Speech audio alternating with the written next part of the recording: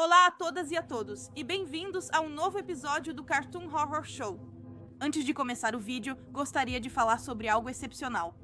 O canal acabou de lançar uma extensão dele, chamada Cartoon Horror Show 2.0. Por enquanto, ainda não tem nenhum conteúdo lá.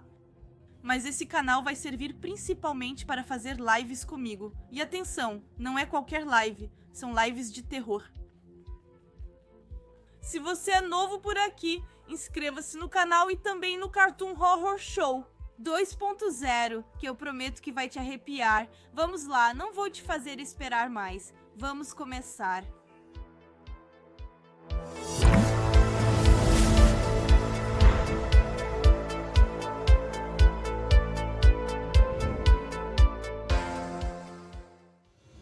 Fiquei sozinha em casa durante a semana, pois minha família viajou e eu precisava trabalhar.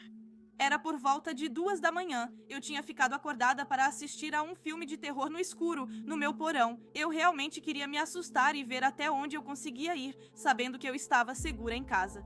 Foi então que ouvi alguém andando no andar de cima. Isso era algo bastante recorrente e irritante quando minha família estava em casa. Cada vez que alguém passava pelo corredor e pela porta do porão, eu ouvia seus passos. Dessa vez, o medo me invadiu de imediato. Quando ouvi esse barulho, instintivamente desliguei a televisão. A porta do porão ficava no topo de uma escada e em um canto, então, não importava quem estivesse lá, não teria conseguido ver nenhuma luz. Sentada no escuro total, ouvi a maçaneta da porta ranger e girar. Eu me movia lentamente para ficar em silêncio total e rastejava atrás da nossa televisão grande. Enquanto eu me deslizava para lá, centímetro por centímetro, percebi em pânico que a tela preta dela ainda emitia uma leve luz. Ouvi passos descendo as escadas cobertas de carpete que rangiam. Fiquei imóvel no meu esconderijo e escutei por longos minutos, mas não ouvi nada. Será que o intruso tinha visto a leve luz da televisão ou ela tinha sumido bem a tempo? Será que ele estava esperando no escuro, tentando me ouvir? Fiquei ali, no silêncio total, por aquilo que me pareceu uma eternidade. Meu estado de pânico começou a se acalmar e minha mente ficou mais clara. Será que eu tinha realmente ouvido alguém? Seria possível alguém estar esperando ali, em silêncio, por tanto tempo sem fazer ruído algum? O porão estava tão silencioso que o próprio silêncio começou a doer nos meus ouvidos. Será que o intruso realmente conseguia evitar fazer qualquer barulho, seja de movimento, respiração ou outra coisa? Se havia um intruso, então ele estava no porão, porque as escadas rangendo teriam denunciado ele. A maçaneta da porta teria batido, e ele não teria conseguido disfarçar esses passos no andar de cima para que eu não ouvisse. Comecei a contar na minha cabeça, tentando fazer o tempo passar. Baba escorreu da minha boca para o tapete de tanto medo que eu tinha de engolir. Eu contava até 60. Uma vez, 2 vezes e muitas outras vezes ainda. Depois de um tempo, o medo diminuiu e eu estava mais perdida do que qualquer outra coisa. Eu calculava que já fazia quase 2 horas que eu estava agachada atrás da televisão e ainda não tinha ouvido nada. Se realmente houvesse um intruso, nada disso fazia sentido.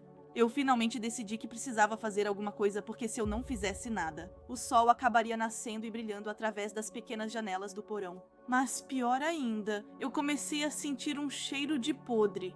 Comecei a me aproximar lentamente das escadas, ficando perto das paredes. Se alguém estivesse ali no escuro, eu deveria conseguir contornar essa pessoa e subir as escadas. Enquanto isso, o cheiro horrível que eu sentia ficava cada vez mais forte. Será que alguma coisa morreu aqui durante a noite? Nenhum ser humano poderia ter um cheiro assim. Imagens horríveis de um corpo monstruoso tentando me alcançar na penumbra apareceram na minha mente. E eu me movia o mais rápido possível sem fazer barulho. Quando finalmente alcancei as escadas, um estrondo ecoou, como se algo tivesse acabado de cair no chão. Foi nesse momento que olhei pra frente e me joguei nas escadas, atravessando correndo. A porta do porão estava aberta, assim como a da entrada, que também estava aberta. Eu tinha certeza de que alguém estava na casa. Liguei para a polícia do meu celular e observei minha casa do final da rua. Os policiais chegaram, inspecionaram minha casa e depois me interrogaram. Eles encontraram o corpo do meu vizinho Jota, e no chão, no meu porão, parecia que ele já estava morto há algum tempo. Segundo eles, eu devia ter esquecido de trancar a porta da frente e alguém deve ter andado pela minha casa com o corpo do meu vizinho. Que barulho surdo era aquele que me fez descer correndo as escadas e fugir de casa? Eu perguntei isso à polícia, que me confirmou que a porta dos fundos da minha casa também tinha sido encontrada aberta. Havia outra pessoa no porão conosco, silenciosa, esperando e ouvindo no escuro, com o corpo em decomposição do meu vizinho nos braços. Eu caminhava com uns amigos durante o feriado de Todos os Santos. Estávamos em universidades diferentes, então esse era um dos raros momentos em que podíamos nos reunir. O grupo era formado pelas mesmas pessoas, ou seja, Adam, Zack, Luke, Brandon, Mário e eu. A gente sempre acabava na casa do Mário no porão, porque era grande e longe de qualquer atenção, indesejado. A casa do Mário era enorme, sem falar do porão dele. Não só era muito espaçoso, como também tinha carpete. O lugar era bem mobiliado e confortável. Na maioria dos nossos encontros, costumávamos beber muito. E depois de ficar um tempo trancados no porão, meus amigos e eu começávamos a ficar um pouco bagunceiros e queríamos ir para a boate ali perto. Eu não bebo muito, então eu costumava ficar bem sóbria nessas noites. Por isso, eu era geralmente designada como a motorista do grupo. Normalmente isso não me incomodava, mas nessas noites em particular, eu realmente não queria sair. Havia vários motivos. Primeiro, eu ia levar 5 pessoas bêbadas e irritantes na minha caminhonete, na véspera do Dia de Ação de Graças, que é conhecida por ser o dia com mais motoristas alcoolizados nas estradas. Eu não queria que meus amigos recebessem uma multa por consumo de álcool por menores de idade, mesmo que a maioria deles já tivesse recebido uma. Eu também teria problema se a polícia detectasse álcool no meu sangue, o que certamente ocorreria. Em segundo lugar, não queria ir para a balada, porque havia grandes chances de um ou mais amigos se envolverem em uma briga. E eles tinham tendência a provocar as pessoas quando bebiam. Mais uma vez, isso levaria a polícia ao consumo de álcool por menores de idade e tudo mais. Eu realmente queria ficar na casa do Mário e conversar no porão, mas eles foram categóricos, queriam sair e eram 5 contra 1. Acabei cedendo, e quando estava quase na hora de sair, meus amigos estavam cada vez mais agitados. Eu precisava subir para pegar minhas chaves, então deixei meus amigos brigando no porão. Minhas chaves estavam na cozinha do Mário sobre uma mesa. Mas quando eu me aproximava, a luz acabou. Congelei, questionando o que acontecia. Mas alguns segundos depois, a luz voltou. Eu não dei muita importância para isso e peguei minhas chaves na mesa. Foi então que percebi outra coisa e congelei. Não ouvia mais os sons abafados dos meus amigos lá embaixo. Eu não dei atenção pensando que eles tinham se acalmado, o que era um bom sinal. Desci de volta, mas fiquei surpresa ao descobrir que meus amigos não estavam mais lá. A porta dos fundos da casa ficava no porão, então pensei que eles saíram por ali para esperar no carro estacionado na entrada. Segui-os rapidamente pela porta dos fundos em direção à entrada. Cheguei aos carros, mas novamente meus amigos não estavam em lugar nenhum. Todos nós viemos separados até aqui e comecei a ficar com medo, pensando que eles tinham se amontoado em outro carro e ido embora bêbados. Mas ao contar os carros percebi que todos ainda estavam lá. Era meados de novembro, então estava muito frio lá fora e eu queria voltar para dentro. Mas decidi dar uma volta rápida ao redor da casa, por precaução, caso estivessem fumando lá fora ou algo assim. Dei a volta na casa, mas não notei nada. Então voltei para dentro pelos fundos. Eles ainda não estavam no porão, mas talvez tivessem subido sem que eu notasse.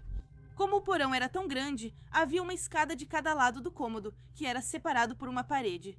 Deduzi que enquanto eu descia por uma das escadas, meus amigos estavam subindo pela outra, provavelmente à minha procura. Subi de volta para o andar de cima e procurei meus amigos, mas mais uma vez não encontrei ninguém. Era impossível eles terem ido para o segundo andar. Mário não iria querer acordar o pai estando bêbado. Ainda assim, subi discretamente procurando meus amigos. Também não os encontrei nesse andar. O único lugar que restava na casa era o sótão, mas era quase impossível que eles tivessem subido lá. Eles precisariam de uma cadeira para alcançar a maçaneta, mas estavam trancados do lado de fora. Nesse ponto, eu estava irritada e confusa. Onde eles poderiam ter ido? Desci novamente para o porão e liguei para Mário no meu telefone. Ele começou a tocar, mas eu podia ouvi-lo na mesa de centro ao meu lado. Mário tinha deixado o telefone dele. Então tentei ligar para Zack, mas caiu direto na caixa postal. Tentei então para Lucas, mas foi a mesma coisa. Depois para Adão e Brandon, mas todos estavam na caixa postal. Eu não sabia mais o que fazer além de esperar. Eu fiquei sentada lá, sozinha no sofá do porão. Eu não me mexia, só ouvia o silêncio. Era assustador estar só naquele porão. Eu não quero parecer muito clichê dizendo que estava calmo demais, mas era exatamente isso. É difícil descrever a calma que eu sentia. A melhor maneira de explicar isso é dizendo que eu podia literalmente ouvir o silêncio ao meu redor. Eu comecei a ficar assustada e quis ligar a televisão. Eu estava prestes a me levantar para pegar o controle remoto quando ouvi alguma coisa. Foi muito sutil, mas eu sabia que tinha ouvido. Fiquei imóvel e deixei o silêncio me consumir. Depois de alguns segundos, ouvi a mesma coisa de novo. Ainda era muito sutil, mas eu sabia o que era. Eram risadinhas. Aquele tipo de risada que a gente tenta segurar cobrindo a boca com a mão. Foi aí que eu entendi. Meus amigos se esconderam em algum lugar zombando de mim. Claramente, eles não queriam que eu os encontrasse, por isso tentavam segurar o riso. Assim que entendi o que era o barulho, fiquei realmente irritada. Minhas amigas se escondiam de propósito, enquanto eu me preocupava sinceramente com elas. Levantei-me e recomecei a busca, revistando meticulosamente todos os armários do porão. Havia muitos. Enquanto eu procurava, as risadinhas pareciam ficar mais distintas, mas não conseguia entender sua origem. Eu estava no final do cômodo ouvindo risadinhas atrás de mim, mas quando ia para o outro lado, elas estavam lá novamente. Como eu já disse, o porão era muito grande, com muitos closets em salas fechadas. Mas um ser humano não pode se esconder em qualquer lugar. Eu achava que já tinha verificado todos os lugares. Mesmo assim, as risadinhas continuavam, ficando cada vez mais distintas. De repente, elas pararam. Isso parou de repente e a energia caiu de novo. Não havia chance das minhas amigas armarem algo assim, especialmente bêbadas. Tinha alguma coisa errada. Eu sentia algo estranho e foi nesse momento que comecei a ficar com medo. De pé, no meio do porão, mergulhada na escuridão, imóvel e mais uma vez em completo silêncio. Eu tinha a impressão de estar em um pesadelo e queria acordar mais do que tudo no mundo. Mas eu fiquei ali petrificada demais para me mexer. Foi então que ouvi passos. O carpete abafava os passos, mas eu conseguia ouvi-los perfeitamente. Eles vinham da minha direita, mas não eram o tipo de passos que se esperaria. Eles eram muito peculiares, eram lentos e cautelosos. Cada passo era seguido por alguns segundos de silêncio, como se aquilo que caminhava não quisesse ser ouvido. Algo estava se aproximando perigosamente de mim. Eu não ousava me mexer, mas procurava freneticamente com os olhos, tentando ver o que estava chegando perto. Ainda estava completamente escuro, mas eu poderia jurar que vi uma silhueta se aproximando de mim pela direita. Fechei os olhos e comecei a chorar. Eu não conseguia evitar. Lágrimas quentes escorreram pelo meu rosto enquanto eu me preparava para o pior. Então, as luzes se acenderam novamente e eu praticamente comecei a gritar. Olhei ao meu redor, mas não havia ninguém comigo no porão. As risadinhas tinham parado e a dose de terror que atravessava meu corpo me deixava tonta. Eu estava apavorada e não queria mais ficar sozinha naquele cômodo. Eu não sabia onde meus amigos estavam e, apesar de querer ir embora, não queria abandoná-los. Se fosse uma pegadinha elaborada dos meus amigos para me assustar, eles tinham conseguido. Porém, a brincadeira acabou. Eles tinham que sair do esconderijo. Enviei uma mensagem a cada amigo dizendo que partiria se não aparecessem. Tentei ligar para eles 3 vezes, mas como antes, todos caíram na caixa postal. Exceto o telefone do Mário, que ainda vibrava na mesa de centro. Eu pensei que ia dar mais 5 minutos para eles me responderem antes de ir embora. Após 5 minutos, saí pelos fundos em direção à minha caminhonete. Já eram quase 2 horas da manhã naquela altura. Eu estava cansada, assustada e irritada. Eu realmente não sabia o que pensar daquela situação. Quando cheguei em casa, percebi o quão estúpida eu tinha sido por pensar que havia um monstro comigo no porão. Eu sabia que minhas amigas estavam tentando me assustar. E tenho certeza de que eu dei exatamente o que elas esperavam. Chorando sozinha no escuro, ele provavelmente até me filmou e ia postar em todas as redes sociais possíveis. Eu não sentia mais culpa por abandoná-los, na verdade me sentia até traída. Fiquei mais de 1 hora preocupado, procurando meus amigos. E em troca, eles me deram o maior susto da minha vida e me fizeram me sentir idiota. Eu ia me deitar e esperava ansiosamente o dia amanhecer para dar uma bronca nos meus amigos pelo que eles tinham feito. Quando acordei na manhã seguinte, fui direto para o meu celular e fiquei surpresa ao ver que Mário tinha me mandado uma mensagem. Por volta das 3h30, abri a mensagem e só encontrei bobagens. Parecia claramente uma mensagem enviada por alguém bêbado. Não fiquei surpresa, não era a primeira mensagem de Mário. Já eram quase 11 horas. Se os caras tivessem bebido a noite toda, não estariam acordados àquela hora. Decidi esperar que eles me ligassem primeiro. Pouco depois de acordar, recebi outra mensagem, dessa vez do pai do Mário. Você saiu e não encontrei ninguém. Saí ontem à noite. Não sei se eles saíram, mas não os encontrei. Você tentou ligar pra eles ou mandar mensagem? Eu só caio na caixa postal deles. Sim, comigo é a mesma coisa. Se Mário ou outro ligar, peça pra me ligarem pra eu saber onde estão. Pode deixar.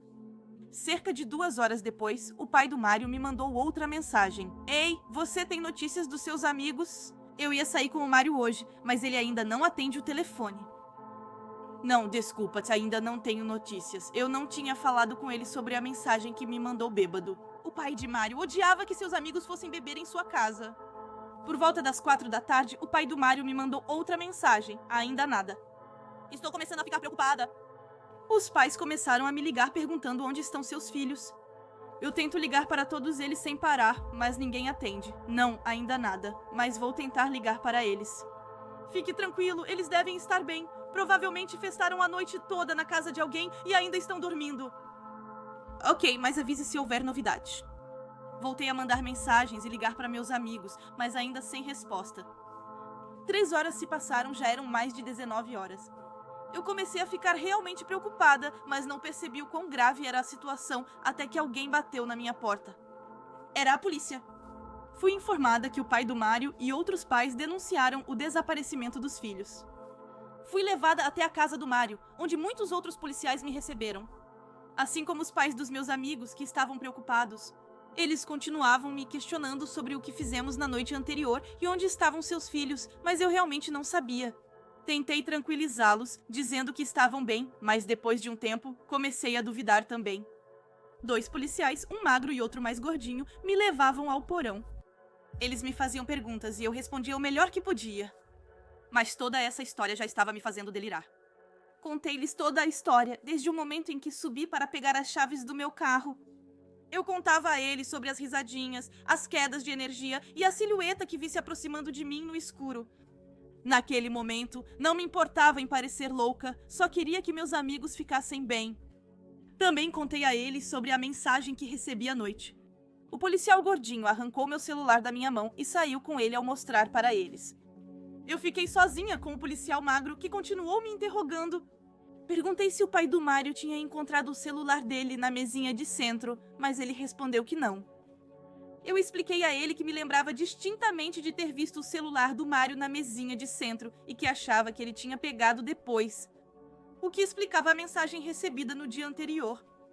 Ele anotou mais 2 ou 3 coisas e foi embora me pedindo para não sair dali. Eu estava novamente no porão, praticamente no mesmo local de quando ocorreu a queda de energia. Em contraste com o dia anterior, a cena estava irreconhecível. Policiais estavam por toda parte, examinando minuciosamente o local, buscando impressões digitais e interrogando pessoas. Fechei os olhos e me desconectei por um instante. Voltei à realidade quando o policial resmungão gritou me chamando. Ele estava de pé, ao lado de um cara que parecia meio nerd e usava óculos. Ao me aproximar, o policial resmungão questionou se era uma brincadeira de mau gosto. Atônita, perguntei do que ele estava falando. O cara de óculos respondeu primeiro. Ele me explicou que a mensagem que Mário tinha me enviado na véspera não era um monte de bobagens. Era latim.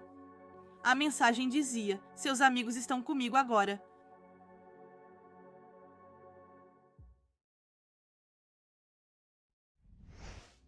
Sou um jovem de 16 anos e no ano passado sofri um acidente que quase me matou. Por causa desse acidente, meu peito e minha respiração às vezes doem de repente e eu começo a tremer sem conseguir me controlar. Enfim, fui criada no campo e ainda moro lá. Vivemos em uma propriedade muito grande, com muitos arbustos e árvores. Também sou meio paranoica e geralmente não confio em desconhecidos. Era 1h30 da madrugada e eu assistia a um filme no sofá. Meus pais dormiam e minha irmã tinha saído. De repente vi a luz com sensor de movimento acender lá fora. As persianas estavam fechadas, mas a luz era tão forte que passava direto por elas. Ouvi a porta dos fundos se mexer. Achei que fosse só minha irmã voltando da festa dela, mas ela só chegou 20 minutos depois. Então perguntei a ela o que fez lá fora por tanto tempo e ela respondeu: "Do que está falando? Acabei de chegar." Ignorei, pensando que era só o vento, pois estava tendo uma forte tempestade. Naquela noite, minha irmã e eu fomos cada uma para o seu quarto dormir. Na noite seguinte, era 1h15 da manhã e eu estava fazendo um sanduíche na cozinha, que fica ligada à garagem. Quero deixar claro que meu cachorro e meu gato dormem na garagem. E de repente meu cachorro ficou louco e começou a latir muito alto. No início, pensei que ele latia para o gato, mas como continuou depois de 1 minuto, fiquei desconfiada. Então lembrei-me do ocorrido na véspera. Como mencionei, eu estava muito paranoica. Então peguei uma faca, já que todas as armas de fogo estavam na garagem. Quando eu ia entrar na garagem, meu cachorro finalmente parou. Eu encostei meu ouvido na porta da garagem por alguns minutos, mas não ouvi nada. Apavorada, decidi dormir e contar aos meus pais no dia seguinte, mas fui ignorada. Veio a noite seguinte, a 1h46 da manhã. Nesse momento, como esperado, meu cachorro começou a latir ao ver a faca na minha mão. Meu cachorro voltou a latir loucamente. Dessa vez, corri para a garagem e, enquanto me aproximava, ouvi barulhos lá dentro. Naquele instante, eu tinha certeza que alguém estava lá. Abri a porta abruptamente. E quem diria? Não havia nada. Revirei toda a garagem, mas ainda assim não encontrei nada. Contei para minha mãe, pois meu pai estava viajando a trabalho, e sugeri que chamássemos a polícia. Mas ela não acreditou em mim e me proibiu de ligar para eles. Desci de novo pensando que eu estava ficando louca, que talvez fosse só coisa da minha cabeça. E foi então que ouvi um assobio bem atrás da janela. Corri até a janela e abri as persianas, mas não havia nada. Eu estava indo em direção à garagem quando ouvi outra batida, seguida de outro assobio na janela da cozinha. Abri bruscamente as persianas e vi que a luz com sensor de movimento estava acesa. Entrei na garagem para pegar uma espingarda descarregada. Procurei as munições em todos os lugares, mas não encontrei nada. Então percebi que não eram apenas as balas da espingarda que estavam faltando. Todas as balas de todas as armas tinham desaparecido. Então ouvi 3 batidas na porta da garagem, bem ao meu lado, seguidas de outro assobio e uma risada. Felizmente, eu sabia onde meu pai escondia as munições de reserva, então peguei as balas no esconderijo que, por sorte, o cara não tinha encontrado. Então voltei para a sala de estar e ouvi ainda mais batidas e assobios, em todas as malditas janelas. Nas janelas da sala, cozinha, sala de jogos, garagem, em todo lugar. O cara continuava batendo, assobiando e até rindo em todas as janelas. Eu realmente não sabia como ele conseguia fazer isso. A gente morava numa casa muito grande. Ele literalmente teria que correr ao redor da casa, e mesmo que fosse isso, era quase impossível manter esse ritmo. Eu esperava atrás da porta da cozinha que ele aparecesse na janela, e então começava de novo, as batidas, o assobio e aquela risada maldita. Então, de repente, abri a porta pronta para atirar, mas ele já não estava mais lá. De qualquer forma, era o que eu pensava, porque ao levantar a cabeça, vi uma grande silhueta preta e magra, vestindo um moletom no telhado. Quando eu estava prestes a atirar, tropecei e caí no chão, incapaz de respirar por causa do meu problema. Fiquei deitada ali, no chão frio. Apontei minha arma para o telhado, mas meu corpo começou a tremer de forma incontrolável. De novo por causa do meu problema, o cara pulou do telhado e não estou brincando! Ele colou a boca dele na minha orelha e começou a assobiar. Eu fiquei deitada lá, quase certa de que ia morrer, quando ele então começou a andar em direção à minha piscina. Após alguns minutos, levantei-me usando meu rifle como bengala, pois minhas pernas ainda tremiam. Eu achava que ele tinha ido embora, então voltei para dentro e contei tudo para minha mãe, que finalmente acreditou em mim. Mas quando estávamos prestes a chamar a polícia, demos uma olhada pela janela, e eu não estou brincando. A gente viu a cabeça desse cara saindo da piscina. A polícia acabou chegando e os policiais revistaram a propriedade. Eles encontraram todas as munições que faltavam no nosso galpão de jardim. Eles também encontraram pegadas de patas de pato ao redor da nossa casa e as palavras "Oh não" gravadas na parede. Eles também descobriram que eles entraram na garagem movendo uma pesada placa de metal que tampava um buraco para o lado de fora. Um verdadeiro pesadelo. Então, para você, o psicopata com risada e assobio, eu te desafio a voltar para que eu possa terminar o trabalho dessa vez.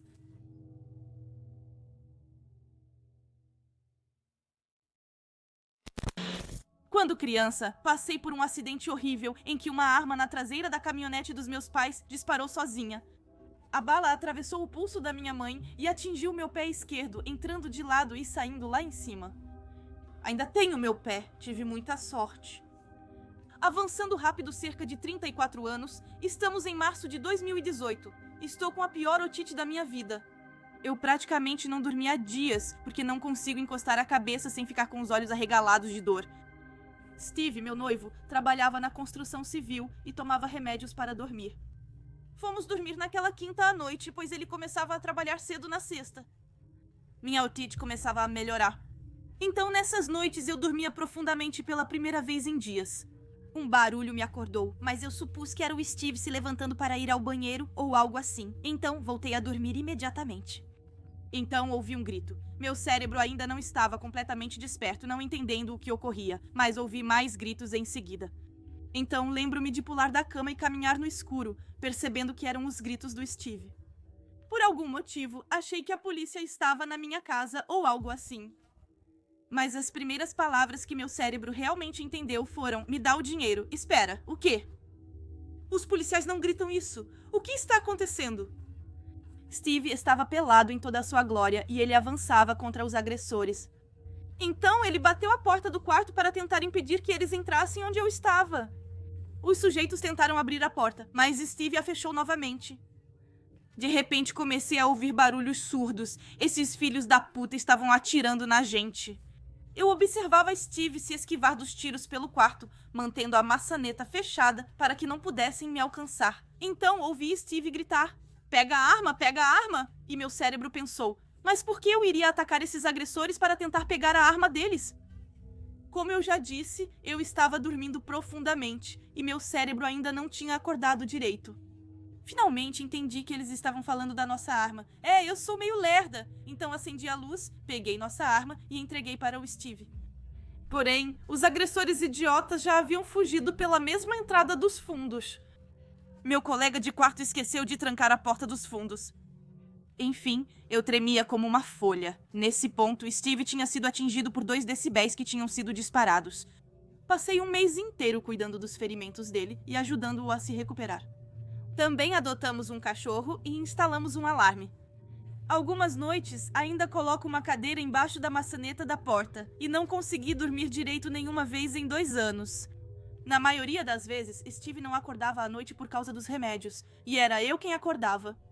Mas por um milagre, ele ouviu eles primeiro e nos protegeu como um verdadeiro herói, sendo que ele nem deveria estar em casa. Era para ele estar na Flórida por mais uma semana, mas ele voltou mais cedo. Só de pensar no que esses 2 agressores poderiam ter feito com uma mulher sozinha, dormindo profundamente e sem ter ideia da presença deles, me apavora. Acho que sou amaldiçoada ou que as pessoas que mais amo sempre acabam levando um tiro por minha causa. Minha mãe foi a primeira e agora meu noivo também passou por isso. Isso me apavora a ponto de me fazer chorar. Quando penso que todas as pessoas próximas a mim continuam tendo esses acidentes só porque estão perto de mim. Para esses malditos agressores de merda que invadiram minha casa e me tiraram toda a sensação de segurança, eu realmente espero que o karma alcance vocês, porra. Trabalho como vigilante em uma empresa de resposta a alarmes, atendendo ocorrências em empresas e residências particulares. Em 99% das vezes é um detector de movimento acionado por um gato. Ou um restaurante que esquece de desativar o alarme antes da chegada de um caminhão com mercadoria. Nesse caso em particular, fui chamada para uma casa onde o alarme da porta dos fundos tinha disparado, como se alguém a tivesse aberto. A proprietária não estava em casa, mas recebeu uma notificação no celular e pediu para a mãe dela me encontrar no local. Então verificamos a porta que estava trancada. Pensamos então que alguém provavelmente tentou entrar, mas que a porta não se abriu e apenas acionou o alarme. Mas uma luz estava acesa lá dentro. A mãe explicou à filha pelo telefone que já não tinha certeza se havia deixado a luz acesa ou não. Era uma boa ideia para fazer parecer que alguém estava lá dentro, mas ela já não tinha mais certeza. Então tive um mau pressentimento. A mãe queria entrar para verificar, mas não tinha uma cópia das chaves. Os vizinhos tinham, mas dormiam, e a mãe não queria perturbá-los. Então eu preenchia minha papelada e voltava para a patrulha habitual. 1 hora depois, recebi outro chamado da mesma casa. Eu era a única na área, então atendi novamente. Ao chegar, a polícia já estava lá, conversando com a mãe e os vizinhos. Agora acordados, eles assistiam ao vídeo de vigilância enviado pela filha. Eu também o assisti. O vídeo mostrava 4 homens encapuzados e armados, vestindo moletons, saindo do banheiro. 1 minuto depois que a mãe e eu saímos, nós os vimos então assaltando a casa. Eles claramente tinham entrado na casa e trancado a porta atrás deles para não serem percebidos. Eles mesmos acenderam a luz. A mãe me explicou que 3 homens tinham roubado a casa da filha dela 1 mês antes. Curiosamente, eles sabiam quando a filha dela não estava em casa. Pareciam inteligentes e queriam roubar a casa discretamente, sem causar conflito. Mas eles estavam armados, então imagino que estavam prontos para atirar se fosse necessário para escapar. A mãe tinha tentado entrar naquela noite. Se ela tivesse uma chave ou se tivesse acordado os vizinhos para vê-la, os homens teriam nos matado assim que cruzássemos a porta. Meu trabalho não me fornece colete, a prova de balas ou qualquer coisa assim. Se algum dia eu receber outra ligação e alguém estiver lá, não há chance nenhuma de eu entrar na casa, não importa o que me peçam para fazer. Me sinto sortuda por não ter entrado naquela noite, pois estava totalmente pronta para verificar o local se pudesse. É muito raro realmente acontecer alguma coisa quando somos chamados, mas nunca foi tão grave quanto daquela vez. Então, para esses ladrões armados, eu realmente fico muito feliz que a gente nunca tenha se encontrado.